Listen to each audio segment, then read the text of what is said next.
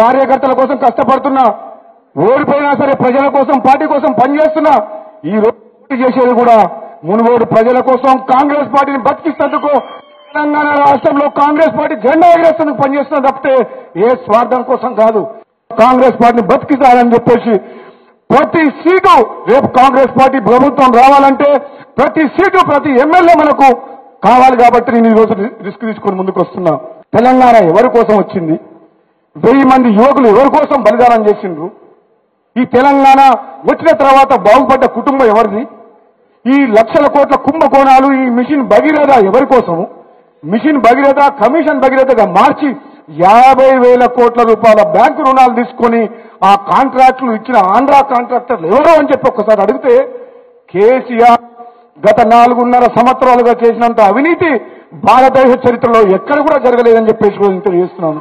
సీమాంధ్ర పెట్టుబడిదారులు, సీమాంధ్ర పాలనలో మన తెలంగాణ ప్రాంతానికి నీళ్లు, నిధులు, నియామకాల విషయంలో అన్యాయం అవుతుందని చెప్పిన పెద్ద మనిషి ఈ రోజు కేసీఆర్ చుట్టూన్నది ఎవరంటే సీమాంధ్ర పెట్టుబడిదారులు, సీమాంధ్ర కాంట్రాక్టర్లు తప్పితే ఏ తెలంగాణ కూడా ఆనాడు ఉద్యమం చేసిన ఉద్యమకారులు కానీ ఎవరూ లేరు.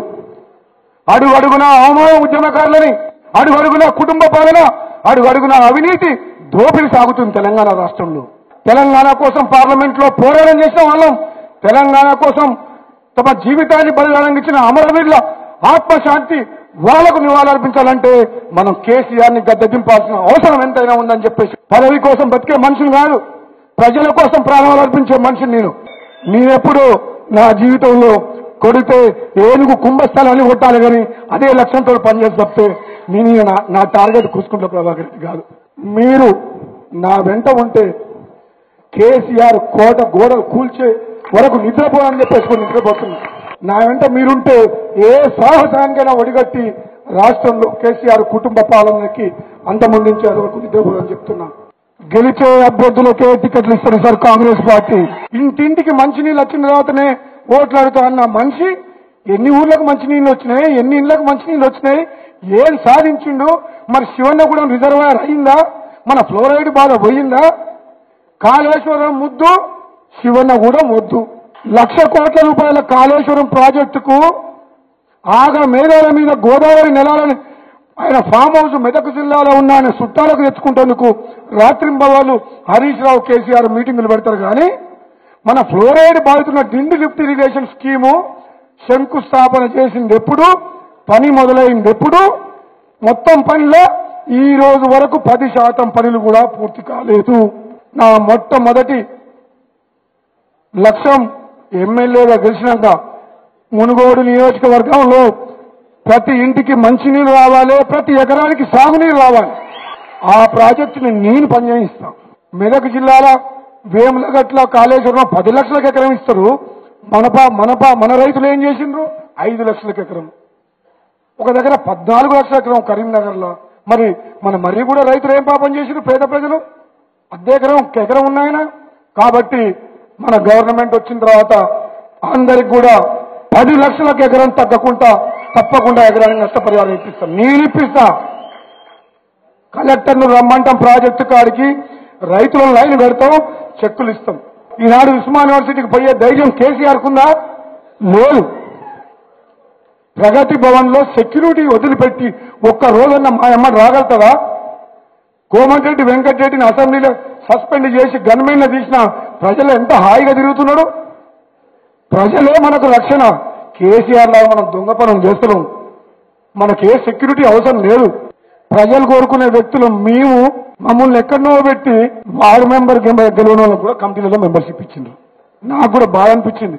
ఢిల్లీకి ఫోన్ చేసిన, కుంతియాకు ఫోన్ చేసిన, ఎక్కడి నుంచి వచ్చినవారో నాయన మాకు శనిలాగా తగిలినావు అని అడిగిన కుంతి అని డైరెక్ట్గా అడిగిన. ఒక శనిలాగా తగిలిన నాయన నువ్వు, నీకు ప్రజల్లో తెలుసా ప్రజలు ఎవరిని కోరుకుంటుండ్రు, ఎవరిని ముందు పెట్టాలి, ఎవరు తెలంగాణ కోసం పోరాటం చేసిండ్రు, ఎవరు కార్యకర్తల కోసం కష్టపడుతుండ్రు, వాళ్ళని ముందు పెడితే కాంగ్రెస్ అధికారంలోకి వస్తా. కానీ ఈ బ్రోకర్ నా కొడుకులు అందరినీ ఎక్కడ తీసుకొచ్చి పెట్టినారు అని చెప్పి ఫోన్ చేసి మాట్లాడిన పొద్దున నాకు భయమా? కుంతియాకి నేను భయపడాలా? 100 మంది కుంతియాలు వచ్చినా నన్ను ఏం చేయలేరు, నా బీఫామ్ ఆపలేరు.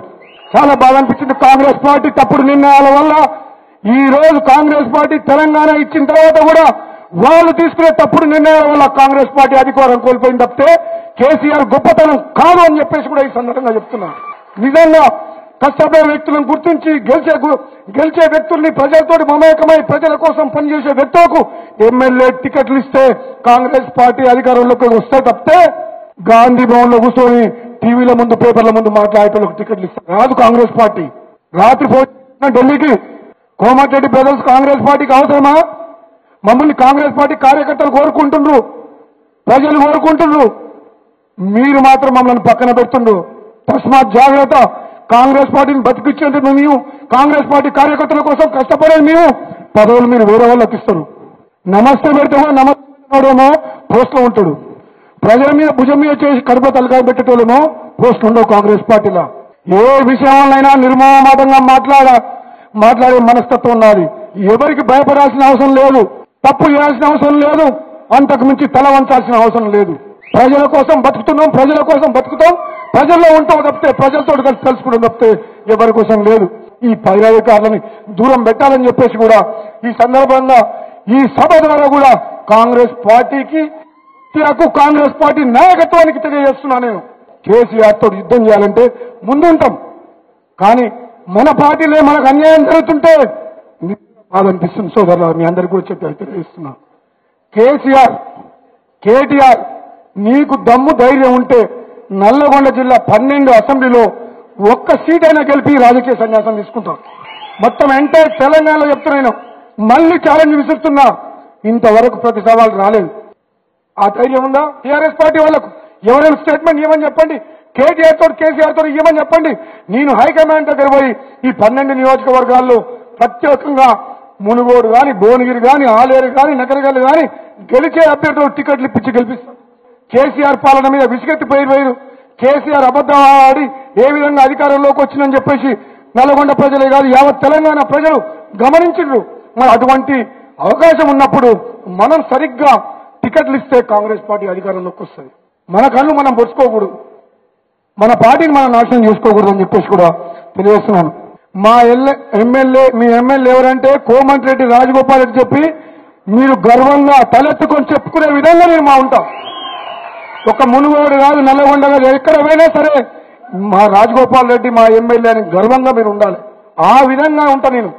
నా కోసం మీరు కష్టపడండి, మీకోసం నేను కష్టపడతా, మీ గౌరవాన్ని కాపాడుతా, మీకు అండగా ఉంటా అని చెప్పేసి కూడా తెలియజేస్తూ పేరున మీ అందరూ కూడా నా హృదయపూర్వక నమస్కారం.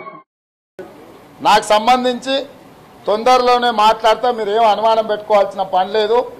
కొన్ని టీవీలలో పత్రికలలో రేవంత్ రెడ్డిని ఏదో అరెస్ట్ చేస్తురానో, మొత్తం అంతా రెడీ అయిందనో చేసి చూడాలి. చెయ్యమనుండ్రి, పెట్టమనుండ్రి అక్రమ కేసులు. ఎట్లుంటుందో గట్లుంటుంది. జరగాల్సింది జరుగుతుంది, చెప్పాల్సింది సరైన సందర్భంలో తప్పకుండా చెప్తా. అమ్మకు అన్నం పెట్టనోడు చిన్నమ్మకు బంగారు గాజులు చేపిస్తాడా? తల్లి నువ్వు చెప్పు. కదా మా తల్లులు ఏం తల్లి చేపిస్తాడా? అట్లాంటి సన్నాసి గారిని నమ్ముతావా? మళ్ళా ఒక్కసారి నమ్ముతేనే మన బతుకు గిట్ల అయింది. ఎవరిని అడగాలనో తెలియదు, ఎవరికి చెప్పాలనో తెలియదు. ఆడు బయటికి రాడు, మనల్ని లోపలికి విలువడు. ఆడు పెద్ద గడి నిర్మించుకొని గడి మధ్యలో గుండ్రాయిలాగా కూర్చున్నాడు. దాని పేరు ప్రగతి భవన్ అని పెట్టింది. కాంట్రాక్టర్లందరూ పైరవి భవన్ అంటారు. ఎందుకంటే పాస్పోర్ట్ల బ్రోకర్లు, కమిషన్లు ఇచ్చే కాంట్రాక్టులు, లేకపోతే కింద మీద చేసే వాళ్ళందరూ పోతారు తప్ప పేద ప్రజలకు ఆ ప్రగతి భవన్ లో ముఖ్యమంత్రి గారి దర్శనం లేదు. ఇవాళ మేము ఇందుకే కేసీఆర్ అడుగుతున్నాడు, కూటమి ఎట్లా కడతారా మీరంతా? కేసీఆర్ ను దించుడు కూడా అదో పెద్ద అంశమాని. అవును, ఇవాళ కేసీఆర్ ని దించుడు కాదు, దంచుడు కూడా చేస్తాం నా కొడక. ఇవాళ నీ అయ్యా తెలంగాణకు పట్టిన శని, ఈ అయ్యా నీ అయ్యా తెలంగాణ ప్రజల పాలిట కొరివి దయ్యం. నీ అయ్యా ఈ తెలంగాణ ప్రజల రక్తాన్ని పీల్చుకొని తాగుతున్న రాక్షసుడు. నువ్వు నీ అయ్యా నీ నెత్తి మీద జుట్టు ఊసిపోతే దుబాయ్ లో పోయి నాట్లేయించుకొచ్చుకున్న జుట్టు కూడా మా కష్టం. నీ అయ్య లాగే ఫారెన్ స్కాచ్ కూడా మమ్మల్ని దోసుకున్న సొమ్ము. ఇవాళ నువ్వు రాసుకుంటున్న నమస్తే తెలంగాణ, నువ్వు చూపించుకుంటున్న T News, Gajwel farm house 1000 ఎకరాల భూమి మమ్మల్ని దోసుకున్న సొమ్మురా.